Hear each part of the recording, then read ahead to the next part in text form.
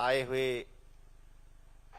पूज्य संतों का और आज इस कार्यक्रम की अध्यक्षता कर रहे भगवान शंकराचार्य जी महाराज का, मंच पर विराजमान पूज्य महापुरुषों का, सामने और जिनको हम नहीं देख पा रहे हैं उन सब के चरणों में दास का साष्टांग दंडवत प्रणाम। आज देश और देश के सनातनी धर्म के कार्य को लेकर के कदम से कदम मिलाकर के चल रहे हैं। कुछ समय तक ऐसा होता था कि जब हम सनातन धर्म की बात करते थे, देश की बात करते थे, गौ माता की बात करते थे, हिंदुत्व की बात करते थे, तो हमें हमारे विपरीत विचारधारा की सरकारों ने हमें दबाने का कार्य किया है। और आज इस देश में सनातन धर्म के ऊपर कुठाराघात करने का कोई भी मौका विधर्मी छोड़ नहीं रहे हैं। समय आ गया है, सजग रहने की जरूरत है, सतर्क रहने की जरूरत है। और सबसे बड़ी बात यह है कि आज हमारे ही अपने बच्चे, आज सनातन धर्म की बात रोज रोज हम क्यों करते हैं? इसलिए करना पड़ रहा है कि हमारे विपरीत विचारधारा के लोग तो जागरूक हो गए इतने वर्षों में, आज तक हम जागरूक नहीं हो पाए कि हमें करना क्या है, किस रास्ते पर जाना है। हम अपने बच्चों को हनुमान चालीसा पढ़ना नहीं सिखाते हैं, श्री रामचरितमानस नहीं सिखाते हैं, मंदिर नहीं ले जाते हैं। किसी भी, चाहे वो छोटा बच्चा हो चाहे बड़ा बच्चा हो, उससे कहिए कि हनुमान चालीसा, पूज्य महाराज श्री शंकराचार्य जी महाराज, उससे पूछिए कि हनुमान चालीसा सुनाइए, तो आजकल ये हनुमान चालीसा नहीं सुना सकते हैं और ट्विंकल ट्विंकल लिटिल स्टार में ही अभी फंसे हुए हैं। तो संतों के कंधे पर जो सनातन धर्म का भार है वो तो मजबूती के साथ उठा रहे हैं। साथ साथ में जो गृहस्थ बंधु हैं और खास करके गृहस्थियों में उनकी मां प्रथम गुरु होती है, उनको अपने बच्चों को संस्कार देना चाहिए, मंदिर ले जाना चाहिए और कम से कम एक पाठ, हनुमान चालीसा हो, सुंदरकांड का 2 चौपाई हो, 4 चौपाई हो, या कोई भी धार्मिक पुस्तक के लिए उनको प्रेरित करना चाहिए। हम नेटवर्क 10 के माध्यम से इस देश की माताओं से निवेदन करना चाहता हूं कि आप कम से कम अपने बच्चों को सुबह शाम में से एक बार मंदिर अवश्य ले जाएं। उनको हनुमान चालीसा या सुंदरकांड, बजरंग बाण और श्लोक उनको सिखाएं। जो बाल्यावस्था में संस्कार उनको मिलेगा वो जीवन भर कहीं नहीं जाएगा, फिर वो पीढ़ी दर पीढ़ी चलती रहेगी। आज ऐसा समय है कि जिस समय कोई भी चैनल ये हिम्मत नहीं जुटाता है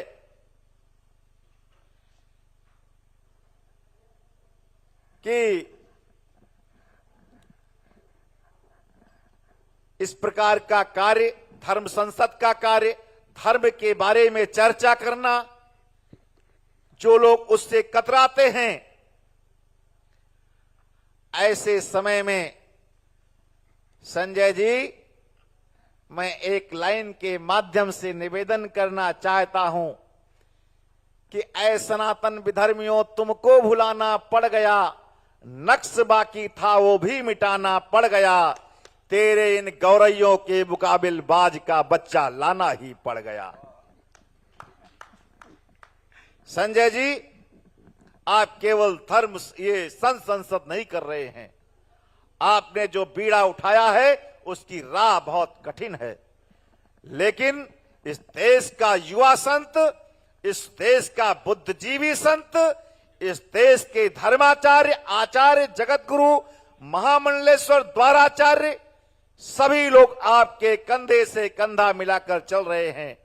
हमारे हृदय के अत्यंत निकट रहने वाले बाल मुकुंद आचार्य जी हमारे बीच में पधारे हुए हैं, और इनको भी आप टीवी के माध्यम से देखते होंगे कि सनातन धर्म पर कुठाराघात करने वालों को आप मुंह तोड़ जवाब दिया करते हैं। आपका भी बहुत बहुत स्वागत है। संजय जी, अब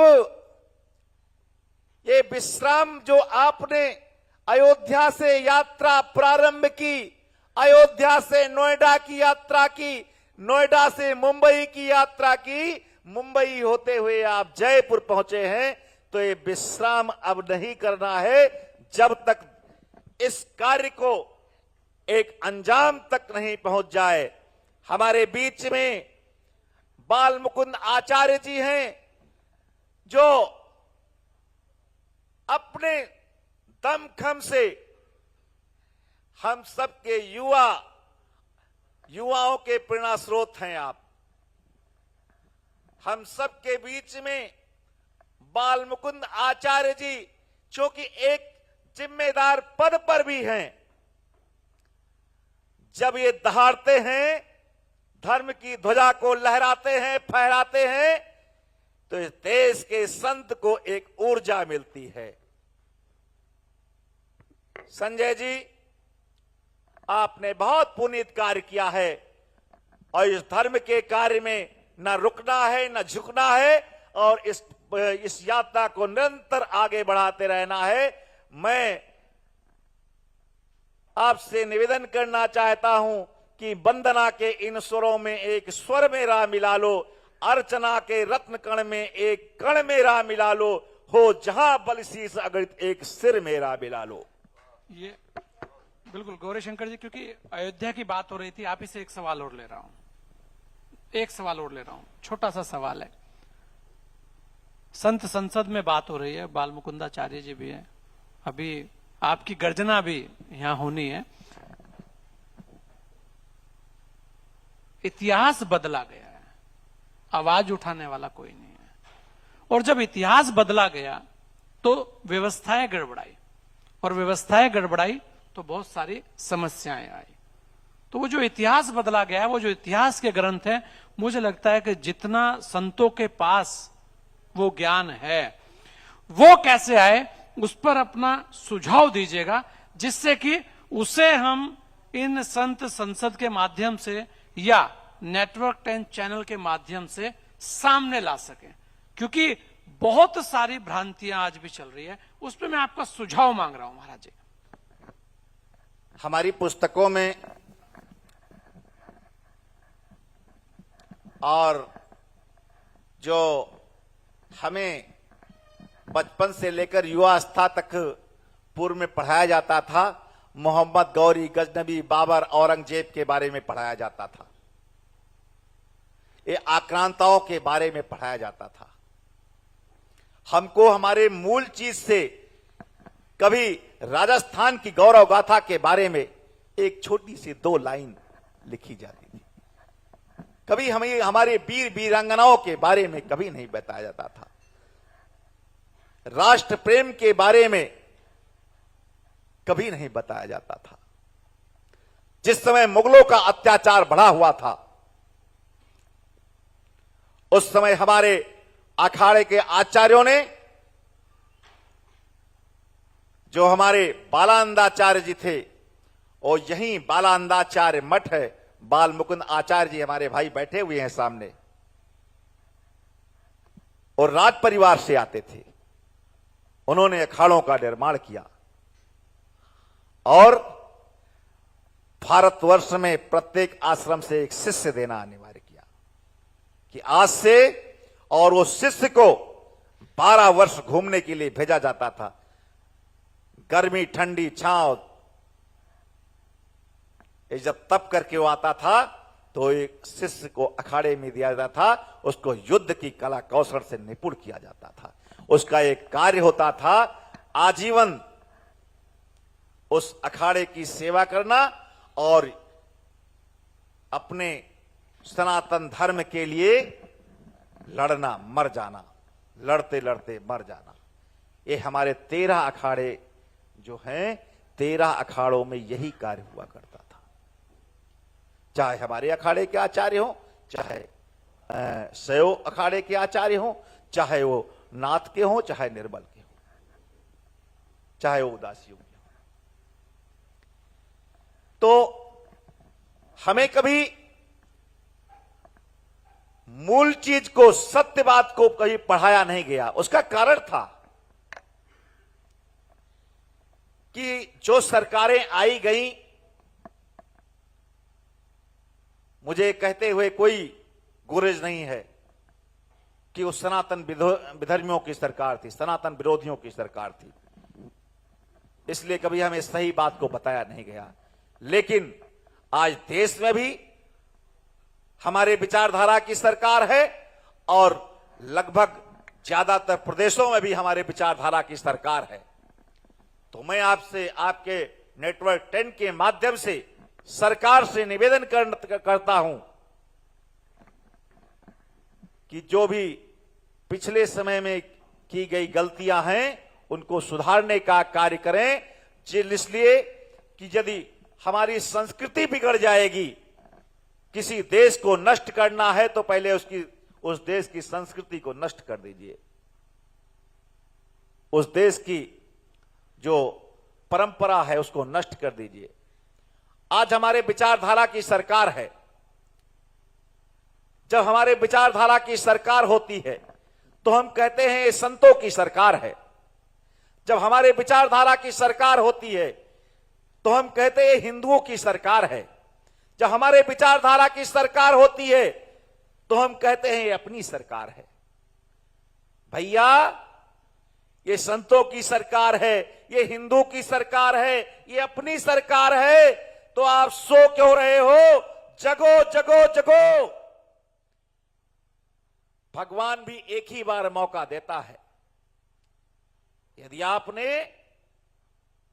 इस कार्य को कर लिया तो आप सरकार से मैं कहता हूं कि सत्ता में आप अजर और अमर हो जाओगे। आपको कभी कोई हरा नहीं सकेगा, कोई डिगा नहीं सकेगा। और यदि आप मूल पथ से मूल मार्ग से भटक गए तो फिर बार बार सत्ता नहीं मिलती है। देख, एक लाइन बोल करके मैं अपनी बात को पूर्ण करूंगा कि आज इस देश में गोवंश की हत्या बहुत बड़ा प्रश्न है। इस देश में गो हत्या इतनी हो रही है। राजस्थान में अपनी सरकार है, अभी राजस्थान में गो माता प्रदेश की क्या क्या महाराज जी उनको घोषित किया गया है, अभी कुछ नहीं। तो ये महाराष्ट्र में घोषित हुआ है, महाराष्ट्र राज्य माता, राज्य माता का दर्जा उनको मिला है। मैं नेटवर्क 10 के माध्यम से निवेदन करना चाहता हूं कि इस देश में गौ माता को राष्ट्र माता घोषित किया जाए और उनको सम्मान वाला नाम उनको दिया जाए और इस देश में ऐसा कानून बनाया जाए, गो हत्या जो करेगा 302 का मुलजिम हत्या का पर्चा दर्ज होना चाहिए उनके ऊपर। हाँ, बिल्कुल। और इस देश के आज के युग में मेरे मित्र भाई बाल मुकुंद आचार्य जी, इस देश में आज की डेट में देश के लाखों साधु और साध्वियां, लगभग हम सभी लोग इस पूरे देश में घूम रहे हैं। इस देश की जो हमारी बहनें हैं साध्वी, कोई एक साध्वी हमारी यह बहन है, वो आराधना महाराष्ट्री, वो श्रीनगर में घूम रही, अनंतनाग में घूम रही है। हमने कहा, उसको रोज हमको फोन करती है कि महाराज जी आज इस क्षेत्र में, आज क्षेत्र में। हमने कहा बहन, पहले अपनी सुरक्षा, फिर बाकी गौ माता का कार्य स्वतः हो जाएगा। तो मैं नेटवर्क 10 के माध्यम से निवेदन करना चाहता हूं कि गौ माता को राष्ट्र माता घोषित किया जाए और उनकी हत्या करने वालों के ऊपर 302 फांसी की सजा का कठोर कानून बनाया जाए। और यदि आज ये संभव नहीं होगा, समय आपके पास बहुत कम है, मैं देश की सरकार से कहना चाहता हूं कि आपके पास समय बहुत कम है। यदि आप अभी नहीं चेते तो फिर दोबारा आपको चेतने का मौका भी नहीं मिलेगा। यदि हमारे विपरीत कोई सरकार आ गई तो ये कानून दोबारा संभव नहीं होगा। जय माता, जय गोपाल, जय श्री राम।